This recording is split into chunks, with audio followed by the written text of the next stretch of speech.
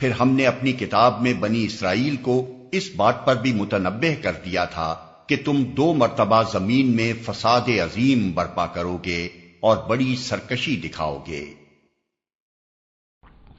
وَقَضَيْنَا إِلَىٰ بَنِي إِسْرَائِيلَ فِي الْكِتَابِ لَتُفْسِدُنَّ فِي الْأَرْضِ مَرَّتَيْنِ، اور ہم نے یہ پہلے ہی متنبہ کر دیا تھا بنی اسرائیل کو کتاب میں کہ 2 مرتبہ تم زمین میں بڑا فساد مچاؤ گے، وَلَتَعْلُنَّ عُلُوًّا كَبِيرًا، اور بہت ہی تم سرکشی کرو گے، بہت بڑی سرکشی کرو گے۔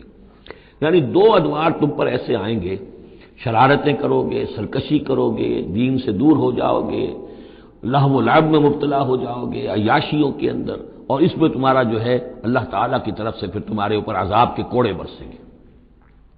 اب یہاں پہ بٹوین دی لائن یہ ہے کہ اس سے پہلے ان کا ایک دور آیا کہ جس کے اندر ان کو اللہ تعالیٰ نے ان پر رحمتیں فرمائیں، کیونکہ ہم کچھ چیزیں پڑھ چکے ہیں تاریخ بنی اسرائیل کے ضمن میں، وہ ذہن میں رکھیے۔ حضرت موسیٰ علیہ السلام لے کر نکلے بنی اسرائیل کو مصر سے، تو یہ 1400 قبل مسیح کی بات ہے۔ اس کے بعد وہ آئے ہیں، تورات انہیں ملی ہے جبکہ وہ جبل طور کے پاس پڑاؤ ڈالا ہے۔ وہاں سے پھر شمال مشرق کی طرف چلے ہیں، جب کہا گیا کہ جنگ کرو، قوم نے انکار کر دیا، تو 40 برس تک کی سزا مل گئی ان کی بزدلی کی وجہ سے۔ 40 برس تک وہ اسی صحرا میں بھٹکتے پھرے۔ اسی دوران حضرت موسیٰ کا انتقال ہو گیا اور حضرت ہارون کا بھی انتقال ہو گیا۔ لیکن پھر صحرا میں جو نسل پیدا ہوئی وہ پلی بڑھی، وہ ہمت والی تھی، مشقت دیکھی ہوئی تھی اس نے پھر جنگ کی اور جہاد کیا۔ حضرت یوشع ابن نون جو خلیفہ اول تھے حضرت موسیٰ علیہ السلام کے، ان کی سرکردگی میں تو فلسطین فتح کر لیا۔ پہلا شہر جو فتح ہوا وہ اریحا یا جریکو ہے، تو آج بھی موجود ہے وہ شہر۔ اس کے بعد انہوں نے کچھ عرصے کے اندر پورا فلسطین فتح کر لیا، لیکن غلطی یہ کی کہ اس میں ایک مرکزی حکومت نہیں بنائی، بہت سے 12 حکومتیں، 12 قبیلے تھے، جیسے 12 چشمے ان کو دیے گئے تھے، 12 حکومتیں بنا لی۔ پھر آپس میں لڑنے بھی لگے، طوائف الملوکی ہوئی۔ تو آس پاس کے جو مشرک اور کافر قومیں تھیں سیریا وغیرہ میں اور آس پاس اردن کے رہنے والی، انہوں نے پھر جو ہے ان کے اندر ریشہ دوانی شروع کی، اور ایک دور یہ آیا کہ اس میں ان کو بہت سے لوگوں کو اپنے گھروں سے نکال دیا گیا، اور وہ لوگ بڑی زوال سے دوچار ہو گئے۔ تب انہیں ہوش آیا، انہوں نے سیموئیل نبی جو ان کے تھے ان سے کہا کہ ہمارے لیے سپہ سالار مقرر کیجئے، ایک سپہ سالار ہو تاکہ اس کے پیچھے ہم سب کے سب 12 کے 12 قبیلے جمع ہو کر جنگ کریں، تو پھر یہ کہ اپنے دشمنوں پر فتح حاصل ہو۔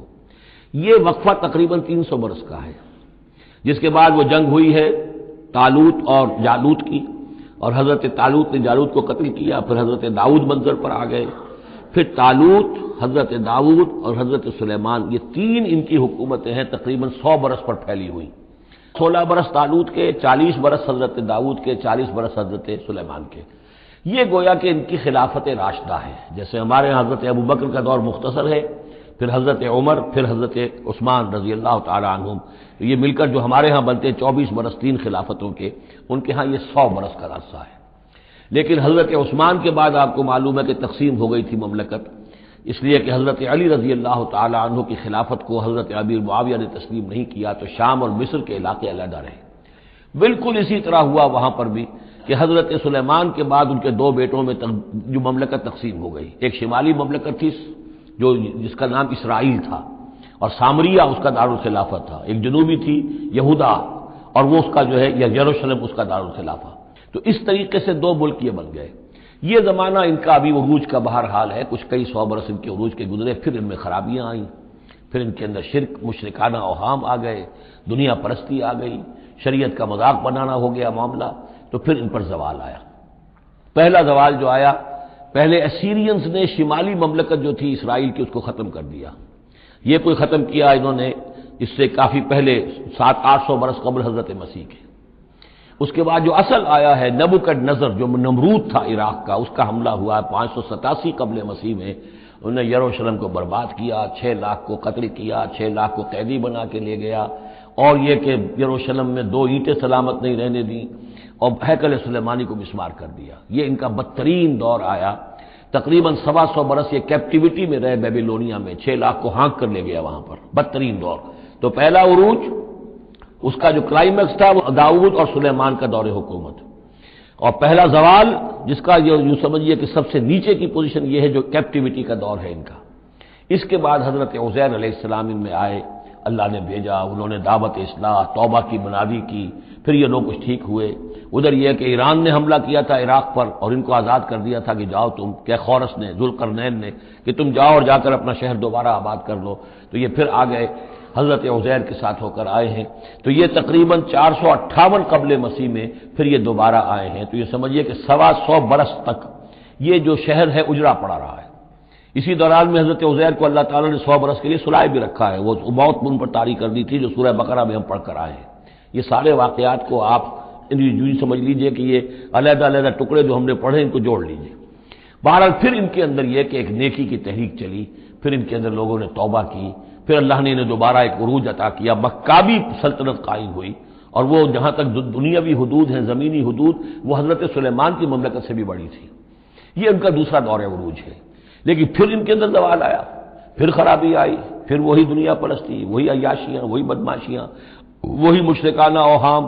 اس کے نتیجے میں پھر ان پر جو کوڑے پڑے ہیں وہ پہلے تو پڑے ہیں یونانیوں کے ہاتھوں، سکندر مقدونی نے پہلے فتح کیا ان کو، پھر سلیوکس جو اس کا سپہ سالار تھا وہ ان پر حکمران رہا ہے۔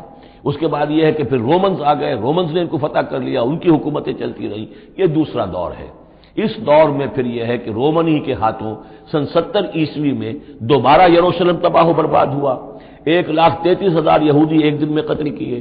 پھر دوبارہ وہ ٹیمپل یا ہیکل سلیمانی جو دوبارہ تعمیر کر لیا تھا حضرت عزیر کے بعد، پھر وہ مسمار کر دیا گیا، اور وہ آج تک مسمار پڑا ہوا ہے۔ اور گویا کہ حضور صلی اللہ علیہ وسلم کی بعثت کے وقت 500 برس ہو چکے تھے اس کو مسمار ہوئے ہوئے۔ سن 70 عیسوی میں وہ مسمار ہوا، اور 571 میں حضور کی پیدائش ہے، یعنی آپ کی پیدائش بھی پورے 500 برس بعد ہوئی ہے، جبکہ یہ رومیوں کے ہاتھوں ہیکل سلیمانی تباہ و برباد کر دیا گیا تھا۔ یروشلم میں پھر کوئی متنفس نہیں رہا، لیکن یہ کہ بعد میں جو ہے ان کو یہاں سے نکال باہر کیا گیا، ان کا ڈائسپورا شروع ہو گیا۔ وہ ڈائسپورا اس صدی کے شروع میں ختم ہوا ہے، وہ پھر میں بعد میں بات کروں گا۔ یہ ساری داستان بڑی اہم ہے، اس لیے کہ یہ سابقہ امت مسلمہ ہے۔ یہ وہ امت مسلمہ ہے جس کے ہاں 1400 برس تک نبوت رہی، جس کے ہاں 3 کتابیں نازل ہوئی ہیں، جن کے بارے میں قرآن میں 2 جگہ ہے کہ یا بنی اسرائیل اذکروا، مسلمانوں ہم نے تمہیں دین اس لیے دیا تھا کہ دین پامال ہو اور تم زندہ رہو، یہ دین کا حق تم نے سمجھا، دین مغلوب رہے اور اللہ کا وفادار بندہ پاؤں پھیلا کر سو رہا ہو۔ ہے کوئی غیرت کا معاملہ؟ اقیموا الدین ولا تتفرقوا فیہ، یہ دین قائم ہونے کے لیے آیا، قائم کرو۔ قل، اے نبی ان سے کہہ دیجئے، ان کان آباؤکم وابناؤکم واخوانکم وازواجکم وعشیرتکم واموال اقترفتموها وتجارۃ تخشون کسادها ومساکن ترضونها احب الیکم من اللہ ورسولہ وجہاد فی سبیلہ فتربصوا حتی یاتی اللہ بامرہ واللہ لا یہدی القوم الفاسقین۔ اے نبی ان سے کہہ دیجئے کہ لوگوں، اگر تمہیں اپنے باپ، اپنے بیٹے، اپنے بھائی، اپنی بیویاں، اپنے رشتہ دار، اپنے وہ مال جو تم نے کمائے ہیں محنت سے، اپنے وہ کاروبار جو جن کا کہ کساد کا تمہیں اندیشہ رہتا ہے، اپنی وہ بلڈنگیں جو بڑے ارمانوں سے بنائی ہیں، اگر یہ محبوب تر ہیں اللہ سے، اس کے رسول سے اور اللہ کی راہ میں جہاد سے، فتربصوا، جاؤ دفع ہو جاؤ، انتظار کرو وہاں بیٹھ کر، حتی یاتی اللہ بامرہ، یہاں تک کہ اللہ اپنا فیصلہ سنا دے، اور اللہ ایسے فاسقوں کو ہدایت نہیں دیتا۔ مسلمانوں ہم نے تمہیں دین اس لیے دیا تھا کہ دین پامال ہو اور تم زندہ رہو، یہ دین کا حق تم نے سمجھا، دین مغلوب رہے اور اللہ کا وفادار بندہ پاؤں پھیلا کر سو رہا ہو۔ ہے کوئی غیرت کا معاملہ؟ اقیموا الدین ولا تتفرقوا فیہ، یہ دین قائم ہونے کے لیے آیا، قائم کرو۔ قل، اے نبی ان سے کہہ دیجئے، ان کان آباؤکم وابناؤکم واخوانکم وازواجکم وعشیرتکم واموال اقترفتموها وتجارۃ تخشون کسادها ومساکن ترضونها احب الیکم من اللہ ورسولہ وجہاد فی سبیلہ فتربصوا حتی یاتی اللہ بامرہ واللہ لا یہدی القوم الفاسقین۔